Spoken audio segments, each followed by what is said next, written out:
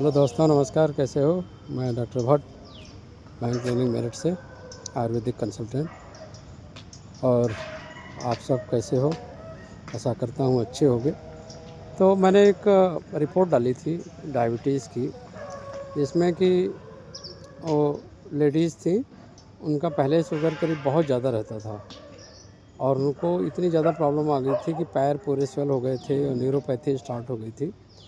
तो उसके बाद उनके जबकि उनके फैमिली में सारे डॉक्टर ही हैं, उनके बेटे भी डॉक्टर हैं, उनके दामाद भी डॉक्टर हैं गुड़गांव में, और वो रहने वाले जलंधर के हैं। तो उन्होंने मेरे से बात किया कि डॉक्टर साहब कुछ हो सकता है, और मैंने अपनी जो 5 हर्बल दवाएं हैं वो चलाईं, जिसमें जिम्निमा गोल्ड एडवांस और एलिसिन गोल्ड, अश्वगंधा, मल्टीविटामिन और HbA1c कटर, ये सारी दवाएं हमारी चली। उसके 1 साल के बाद आप देख रहे हैं कि बिल्कुल उनका नॉर्मल हो गया है। HbA1c उनका बिल्कुल क्लोज टू नॉर्मल है और उनका एवरेज शुगर 134 के आसपास रहता है। तो काफ़ी फ़ोन आए मेरे पास कि ये डॉक्टर साहब कैसे हो सकता है। तो मैं बता दूं, ये कोई मैजिक नहीं है। ये डाइट 60% रोल डाइट का है और 40% रोल मेडिसिन का है। और आप कह लें कि डाइट और प्लस एक्सरसाइज 60% रोल है।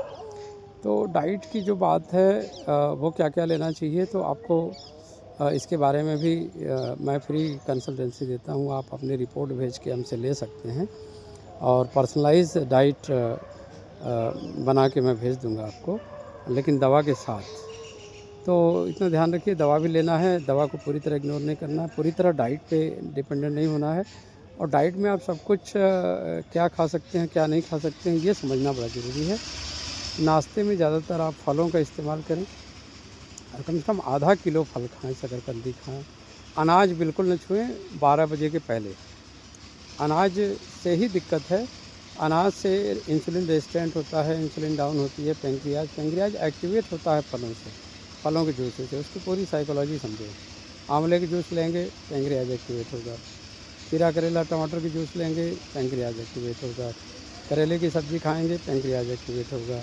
नीम करेला जामुन लेंगे, पेंक्रियाज एक्टिवेट होगा। जितनी कड़वी चीज़ें हैं उनसे भी पेंक्रियाज एक्टिवेट होता है। और जो फल हैं, फल के जूस हैं, फाइबर वाली जितनी चीज़ें हैं, जूस खाली लेंगे और खाली फाइबर का लेंगे, जैसे संतरा हो गया, तो दोनों में काफ़ी फ़र्क है। जूस से ग्लाइसेमिक इंडेक्स थोड़ा फ्लक्चुएट हो सकता है, शुगर बढ़ सकता है, लेकिन जब आप चबा के खाते हैं किसी फल को, तो उसका ग्लाइसेमिक इंडेक्स काफ़ी कंट्रोल में रहता है और नॉर्मल आने के काफ़ी चांसेस रहते हैं।